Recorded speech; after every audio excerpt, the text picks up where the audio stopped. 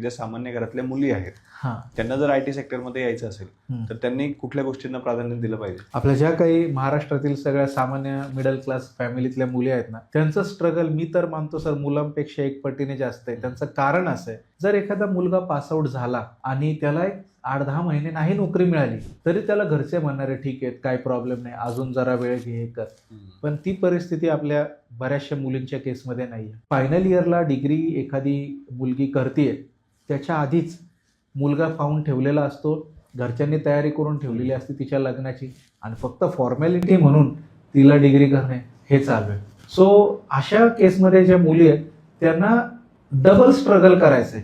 दुसरं स्ट्रगल त्यांना आहे, बॅक ऑफ द माइंड त्यांच्या चालू की जर माझं वेळेत IT करिअर चालू नाही झालं, माझी डिग्री पासआउट व्हायच्या काही महिन्यांचाच वेळ माझ्याकडे आहे, त्या महिन्यामध्ये जर माझं IT करिअर चालू नाही झालं तर माहितीये की कन्फर्म घरचे लग्न लावून देणार आहे. सो अशा मुलींनी खास करून फर्स्ट इयरला असल्यापासूनच, फर्स्ट इयरमध्ये बेसिक गोष्टी, सेकंड इयरमध्ये त्या टेक्नॉलॉजी ॲडव्हान्स गोष्टी, आणि थर्ड इयरला असताना इंटर्नशिप, हा ट्रॅक फॉलो केला तर नक्कीच त्यांची डिग्री पूर्ण झाल्यावर चांगलं लगेच IT करिअर चालू होणार आहे.